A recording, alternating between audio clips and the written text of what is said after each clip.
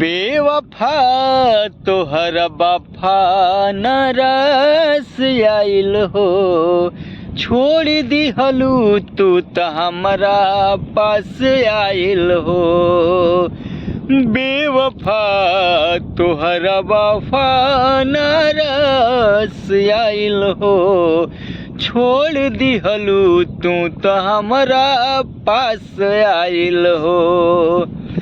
धोखा मिलल ई हमरे नदानी बा हो, धोखा मिलल ई हमरे नदानी बा। जे करे से लव कैलू हो, जे करे से लव कैलू ओ करे से परेशानी बा। ए सनम ई करम तोहरो, ए सनम ई करम तोहरो, लागे खानदानी बा। ए सनम ई करम तोहरो, लागे खानदानी बा। बेवफा तोहरा वफा नरास आइल हो, छोड़ दिहलू तू त हमरा पास आइल हो। धोखा मिलल ई हमरे नदानी बा। ए सनम जे करे से लव कैलू करे से परेशानी बा। ए सनम ई करम तोहरो, ए सनम ई करम तोहरो, लागे खानदानी बा। ए सनम ई करम तोहरो, लागे खानदानी बा। आज दोसरा के पीछे लगल बाड़ू, और हमरा से के कैले पागल बाड़ू। आज दोसरा के पीछे लगल बाड़ू, आज हमरा के कैले पागल बाड़ू।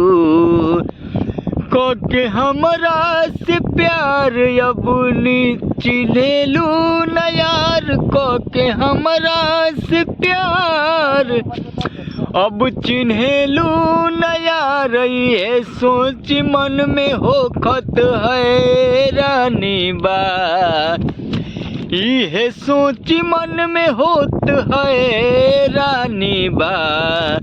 जे करे से लव कैलू ओ करे से परेशानी बा। ए सनम ई करम तोहरो, ए सनम ई करम तोहरो, लागे खानदानी बा। ए सनम ई करम तोहरो, लागे खानदानी बा। आर नाता तुरले बाड़ू जनमवा के खातिर, नाता तुरले बाड़ू जमना के खातिर। ऊ मिली न तोहरा गमनवा के राती हो, ऊ मिली न तोहरा गमनवा के राती। आर नाता तोड़ले बाड़ू तू जवना के खातिर हो, मिली न तोहरा गवनवा के राती। तोड़ी पूनन के दिल तोहरा मिलल मंजिल, तोड़ी पूनन के दिल तोहरा मिली न मंजिल। सारा दिन संगे बुझल जानी चानी बा, ओ सारा दिन बूझ जौन संगे चानी बा आर जेकरा से लव कइलू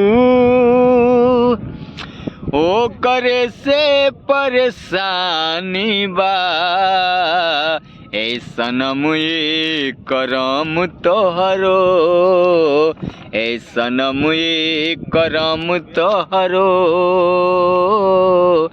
लगे खानदानी बा ऐसन मुई करम तोहरो लागे खानदानी बा।